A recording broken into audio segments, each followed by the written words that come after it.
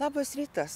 Linksma ši savaitė buvo žemdirbiams. Pagaliau tikriausias pavasaris kieme.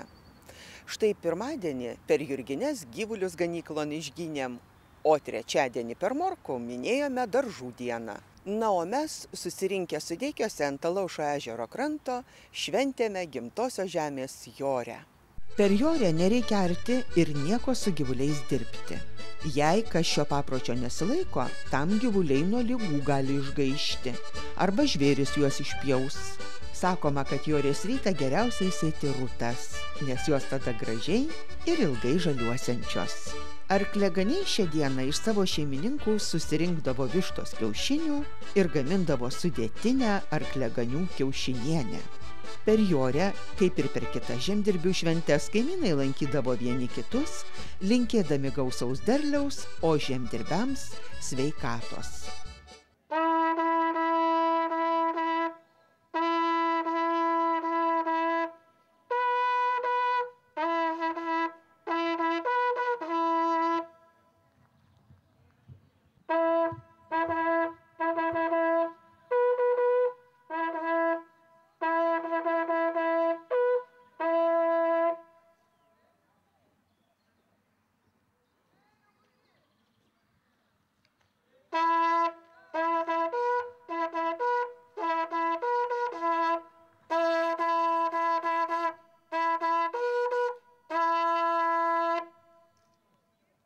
Prieš Jurgines žmonės pasilipėję ant tvorų, kur nors aukščiau arba ant prieklėčių, kaip tai Albinas trimitavo, šaukdavo: Jurgi, numesk raktus, Jurgi, atrakink žemę, paleisk žolę, palaistyk lietumi, kad mes turėtumėm viso ko geriausio per visą vasarą.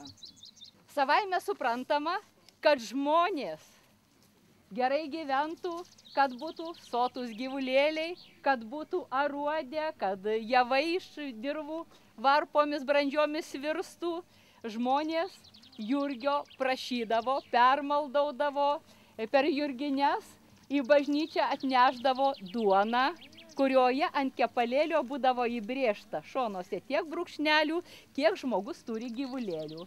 Taip pat nešdavo ir kiaušinius, nes būtent per Jurgines virtus kiaušinukus dovanoja vaikams, būsimiesiems piemenėliams, na, o jau paaugę vyrai, arkliaganiai kepa kiaušinienę. Taigi mes šiandieną švęsime tikras Jurgines. Nė viena gimtosios žemės Jorė neapsieina be palinkėjimų. Visų pirma, tai labai džiugu mums kaip Seimo ir Kaimo reikalų komiteto nariams, kai jūs ėmėtės gimtoji žemė tęsti tas tradicijas, tokias šaunias. Lietuva mūsų gražėja, nors sako, nereikia sumaišyti gyvulėlių su ta žolytė, bet ta žolytė gražiai auga, bet mūsų Lietuvoje labai gaila, kad gyvulėlių mažėja. Labai džiaugiuosi tos kaimo ir miestelių ir miesto spindulius, kurie neša šviesą, ypatingai kaimo bendruomenių lyderiai, dvasininkai, kurie negaili savo laiko ir gerų minčių, kad žmonėm pakelti dvasiai aukštesnį lygį. Sveikinu visus ir noriu, kad šitas surinktas mūsų gražus branduolys pasklistų po visą Lietuvą ir kad mes organizuojam ir dar plačiau organizuotumėm tokias šventes savo rajonuose. Turbūt tik antrą dieną į Utenos rajoną ir šitą aplamai rytinį pakraštį atėjo pavasaris. Prasiskleidė, jau žiūriu, ir javų. Vienas kitas lapelis. Vasara tai ypatingai gražu. Pasveikinti visus ir palinkėti geros šventės. Ir kviečiam atvykti vasarą prie mūsų gražuolio Alaušo ežero.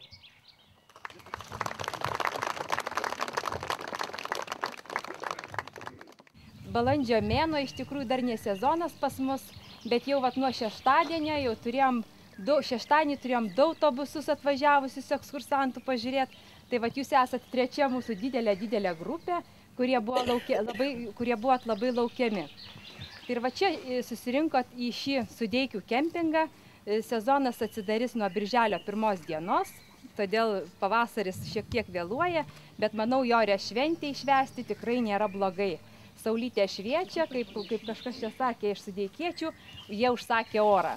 Tai labai noriu gražios jums palinkėti šventės, gerų įspūdžių ir parvežti visiems geriausius linkėjimus. Pirmiausia, tai labai džiaugiuosi, kad iš visos Lietuvos, iš tolimų kraštų susirinkot į mūsų Sudeikių kraštą prie mūsų Dievo dovanos Alaušo ežero.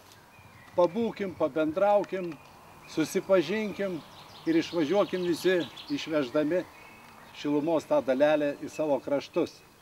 Pavaišinsim Alaušo žuvienę, pavaišinsim kitais skanumynais ir gražiai padainavę, gražiai pabendravę įsiskirstysim ir visuomet laukiam mūsų kraštuose sėkmės ir visiems šviesuliams sėkmės, kurie čia susirinko, žiūriu ir gėlių puokštės skirtos jums. Tai visuomet laukiam pas mus mūsų kraštuose, Sudeikių krašte. Sėkmės. Man miela, čia mano kraštas, tiesiai per Alaušo ežerą galiu pareiti į mamos tėviškę, į tą kraštą, kuriame augau. Utenos krašte ne tik Alaušas, yra daug gražių vietų. Utenos krašte neblogo žemės, geri kumeliai, rimti ūkininkai. Ir taip jau surėmė pečius šito krašto seniūnai. Žinokite, matėte tik Sudeikių seniūną, bet čia yra net 6 uteniškiai seniūnai. Čia yra kultūros centro šaunios moterys, su kuriomis susipažinsime. Ir man atrodo, kad mes netgi gal ir paprašysime. Mes turime poetę, kuri leidžia knygas tarmiškai, Utenos tarme. Ir Utenos tarmė puikiausiai įtelpa į mūsų rašto sistemos rėmus. Mes pamatysime labai šaunius vaikus, bet su jais aš juos supažindinsiu vėliau. Dabar mes pradėsime Jurginių šventės kelią. Per Jurgines paprastai pavasarį sakoma, yra sula, nėra duonos. Per Oninės yra duona, bet nebėra sulos. Mes pabandysime padaryti taip, kad mūsų duona su duona visada susitiktų. Bet kad taip atsitiktų, jūs dabar turėsite klausyti mūsų šaunaus muzikanto Tauragiškio Albino Batavičiaus. Ir jis ne tik tai su ožragiu, kaip pagrindinis skerdžius mus ves, bet jis jums ir parodys, iš kokių medelių, kokius instrumentus galima pasidaryti. Pavasarį ne tik paukščiai čiulba, pavasarį ir mes žmonės turime čiulbėti.